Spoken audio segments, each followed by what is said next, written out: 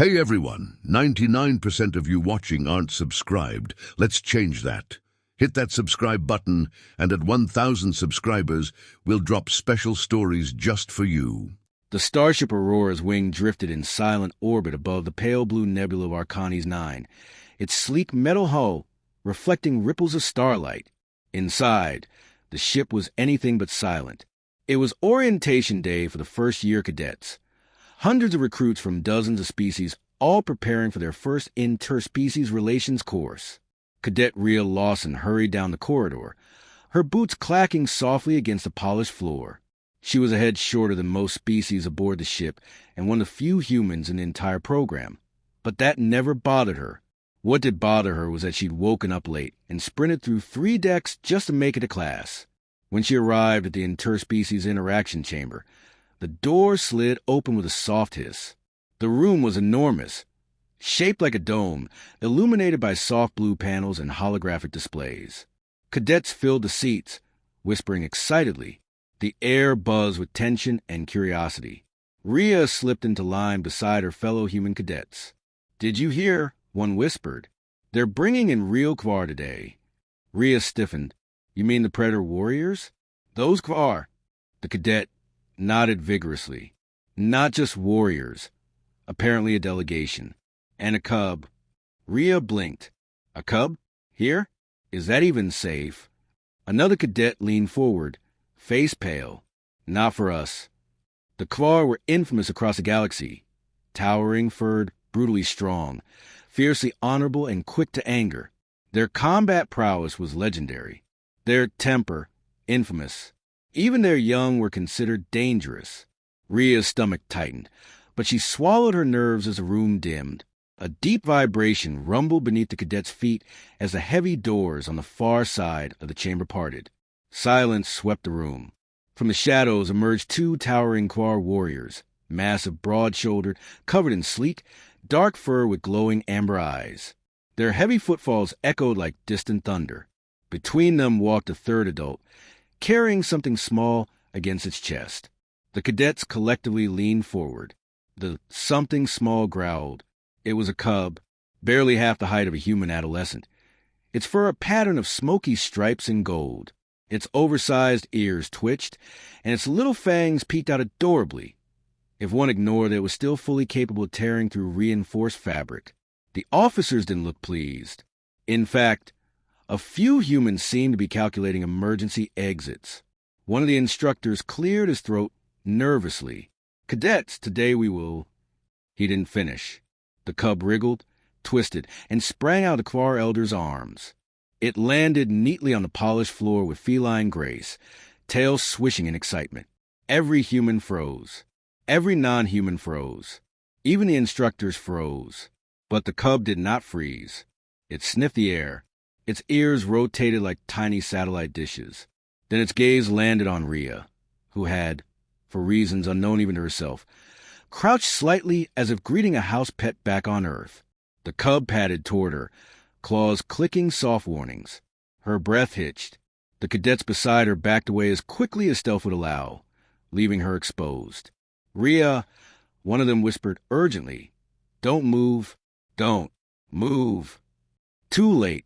The cub stopped directly in front of her, its nose twitching. Its golden eyes were bright and assessing. It sniffed her boot, then her knee, then it sniffed her hand, slow, deliberate, unblinking. Rhea's throat tightened. Her pulse thudded in her ears. The Kvar instructors watched with rigid postures, but made no move to intervene. Perhaps they were testing her reaction. Perhaps they were simply curious. Perhaps they expected bloodshed. It was impossible to tell. The room had never been so silent. Then the cub leaned forward, opened its tiny jaws, and growled. Not a vicious growl, not a warning growl, a play growl. Deep, rumbling, and shockingly friendly. The sound vibrated through Rhea's bones, a strange mixture of challenge and invitation. She blinked. The rest of the cadets nearly fainted. A few whispered desperately, "Oh no, she's dead. She's going to lose an arm. Should we evacuate?" But Rhea didn't move, didn't run, didn't scream. She simply stared into the cub's bright eyes, wondering why on earth, No. Why on any planet? It had chosen to approach her over anyone else. And as the cub continued growling, the Kvar adults exchanged surprised glances. Something unusual was happening. Something none of them had expected. Something the entire academy would soon be whispering about. And it all started with one playful growl. The cub's growl echoed through the chamber like a living vibration, far too deep for its small body. Rhea felt it in her ribs, her spine, even in her teeth. It wasn't threatening, not exactly, but it was unmistakably a challenge. Her fellow cadets certainly thought otherwise. "Rhea, don't move," someone whispered harshly. "She's done for. Should we call security?" "Security?" another hissed. "Against a Kvar cub? Are you insane?" Rhea didn't hear all of it. Her focus narrowed to the creature in front of her. The cub tilted its head, whiskers twitching. Its ears perked forward in curiosity. The long, fluffy tail swayed in anticipation. A predator's instinct bundled inside a deceptively adorable package. The cub growled again, louder this time. A rolling, playful rumble. It reminded Rhea of something familiar, something primal, like the earthborn animals she'd helped raise in her family's wildlife rehabilitation center. Wolves, big cats, even the stubborn little terrestrial hyenas she'd adored as a child. She recognized the posture, the tone, the sparkle in the eyes. It didn't want to hurt her. It wanted her to respond. Her fear unraveled into something else, something warm, intuitive, that rose from instinct rather than thought. So Rhea inhaled slowly. Then she growled. Not a timid whine, not a forced imitation, but a deep, chest-born rumble she'd practiced 1,000 times while playing with animals back home. The room gasped as one. The instructors snapped their heads toward her in horror. The Kvar warrior stood taller, ears pricking in surprise. The cub froze. For a heartbeat that stretched into eternity, nothing moved. Rhea wondered, "Oh stars, did I just make the biggest mistake of my life?" Then the cub's eyes widened. Its pupils expanded in delight. Its tail puffed and waved like a furry banner of joy. With a chirruping cry, it launched itself at her. Rhea barely had time to register the movement before she was knocked backward onto the padded floor, landing with a soft oof. Claws pricked her uniform. Not enough to break skin, but enough to remind her that this was a creature of muscle and instinct. Tiny fangs nipped gently at her sleeve in playful enthusiasm. The cadets screamed. The instructors flinched. But Rhea burst into laughter. Genuine, full, bubbling laughter.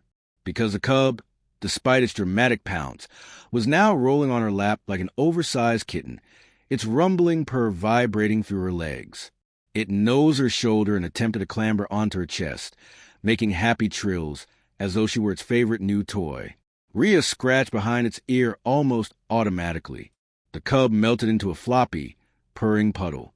Dead silence filled the chamber, broken only by the low on the ship and the cub's enthusiastic purrs. A human cadet whispered in disbelief. She's petting it." "Is that allowed?" another hissed. "I don't know, but I'm not stopping her." A non-human cadet, an Avrian with shimmering feathers, leaned forward. "Humans are frighteningly adaptable," it muttered. One of the instructors pinched the bridge of his nose, muttering, "This is not in the manual. This is decidedly not in the manual." Meanwhile, the Kvar delegation simply stared. The tallest warrior blinked slowly, a sign of astonishment among their kind. The others tilted their heads, exchanging confused murmurs in their guttural language.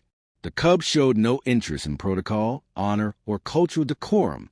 It climbed onto Rhea's shoulder, tiny claws hooking into her uniform as it purred loudly in her ear. Rhea laughed again. "Well, hello to you too." The cub chirped, a sound of pure affection. Something shifted in the room, a shared realization that the impossible had just occurred. Humans adapted well to alien environments, but this was different. No non-Kvar had ever answered a cub's challenge correctly. No non-Kvar had ever been accepted so quickly. And certainly no human had ever treated a predator cub like a playful house pet. The Kvar commander finally stepped forward, folding his arms. His deep voice rolled like thunder. "It seems," he said slowly, "that the cub favors you." Rhea froze. The cub did not. It perched on her shoulder like a proud, furry sentinel. The commander stared into her eyes, expression unreadable. The entire chamber held its breath. Something important was happening. Something big. But Rhea couldn't focus on that. She was too busy steadying the cub, who had decided her hair was the perfect plaything, and she couldn't stop smiling. The cub continued tugging gleefully at Rhea's hair as the Quar commander approached. His heavy footfalls vibrated through the training chamber, each step deliberate, testing the air, assessing the human who had, against all expectations, answered Quar Cub's challenge and survived. The other cadets parted instinctively, leaving a clear path between the commander and the human girl sitting cross-legged on the floor with a predator cub clinging to her shoulder like a decorative scarf with claws. Rhea swallowed hard but didn't move. She had the distinct feeling that sudden gestures might break whatever fragile miracle she had just stumbled into. The commander stood nearly 3 meters tall, his muscular frame draped in ceremonial armor of burnished obsidian. His fur was streaked with silver, each strand a testament to age and victories earned. His golden eyes locked onto Rhea with a focus that made every hair on her neck stand upright.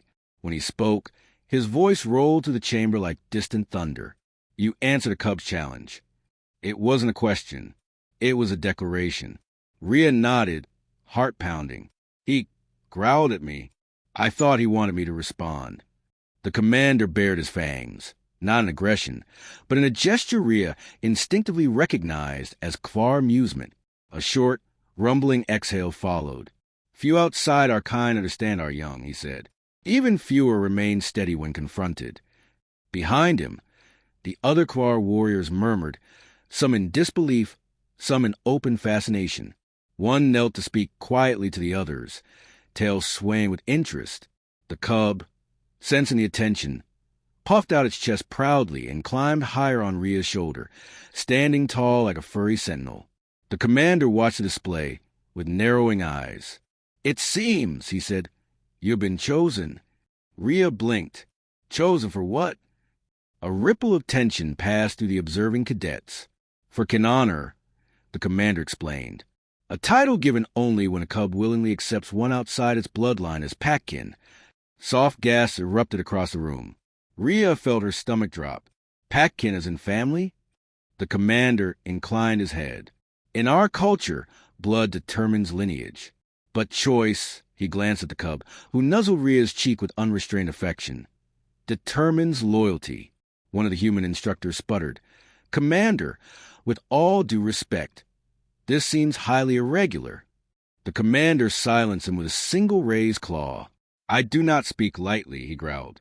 "This bond is sacred to us." Rhea could practically feel the weight of every set of eyes in the room.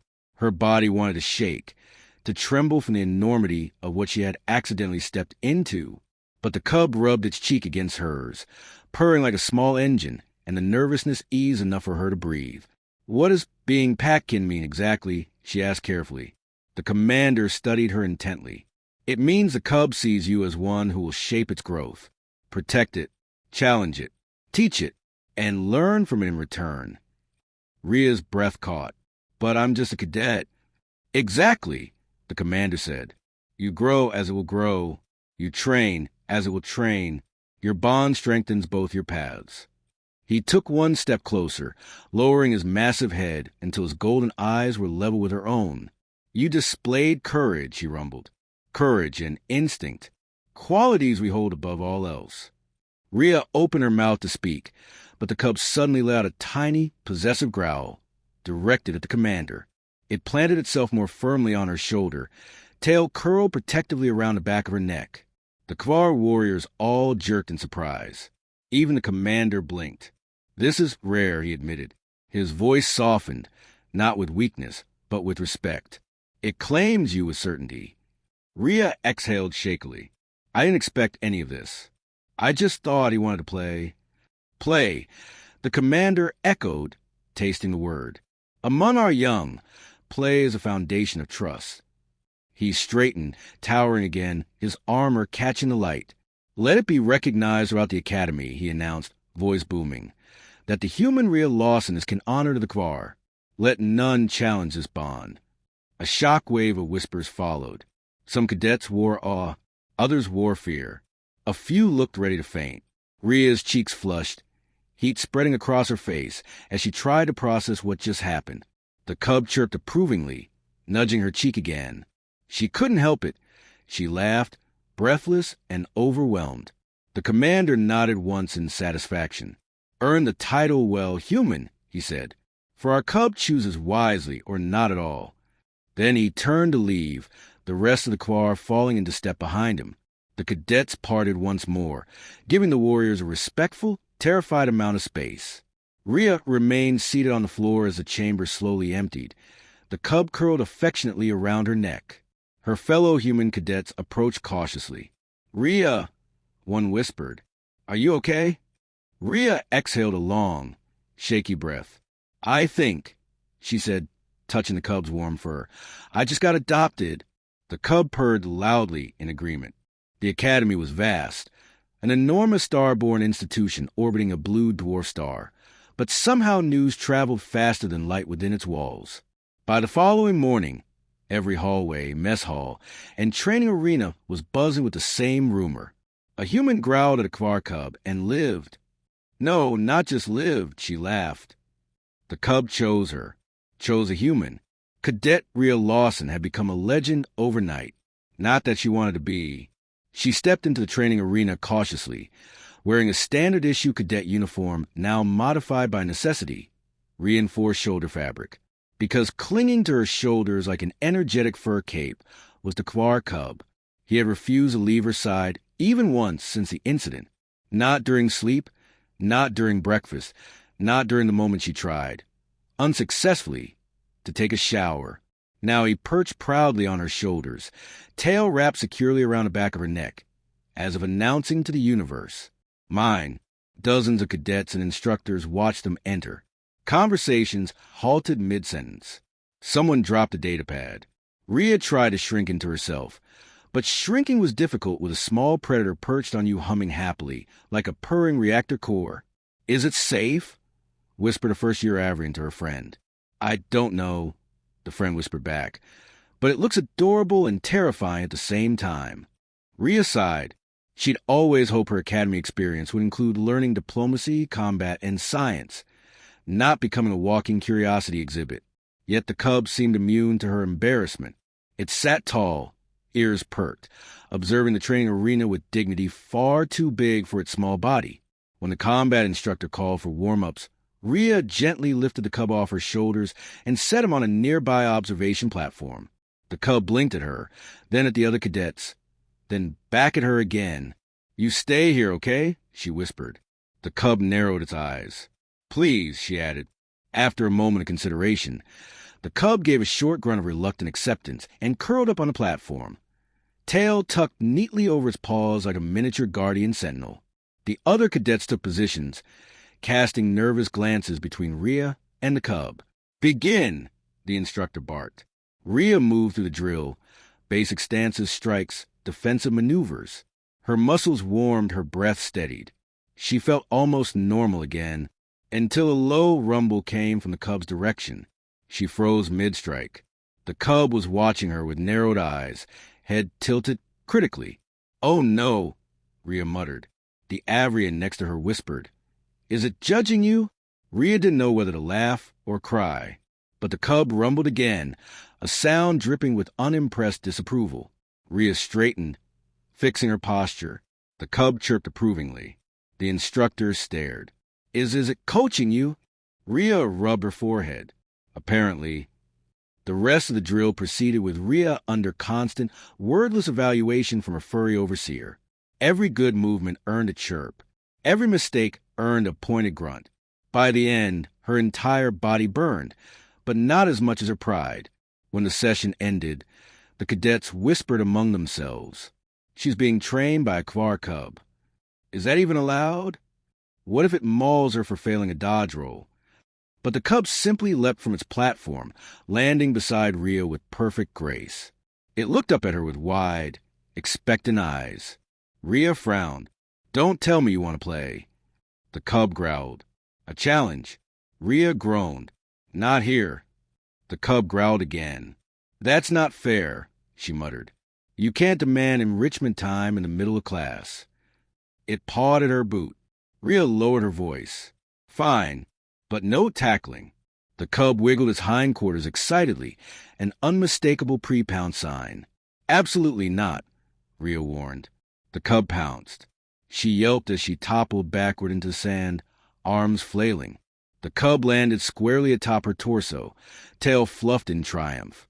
It chirped loudly, announcing its victory to the world. The arena fell into stunned silence. Again, cadets stared.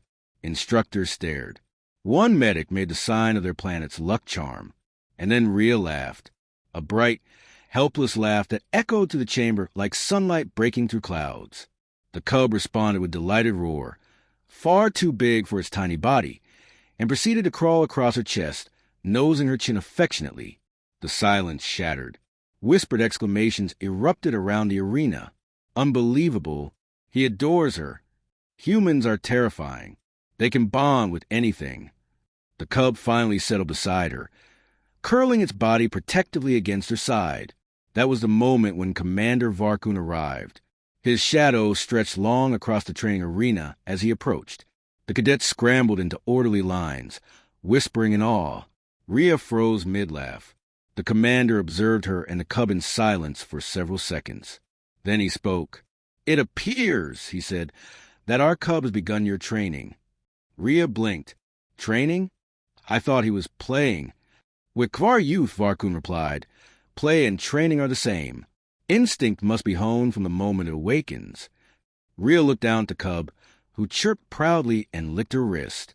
"So," she said slowly, "he's evaluating me?" "Constantly," Varkun confirmed, "and he finds you acceptable." "Acceptable?" Rhea echoed. "Great. That's great."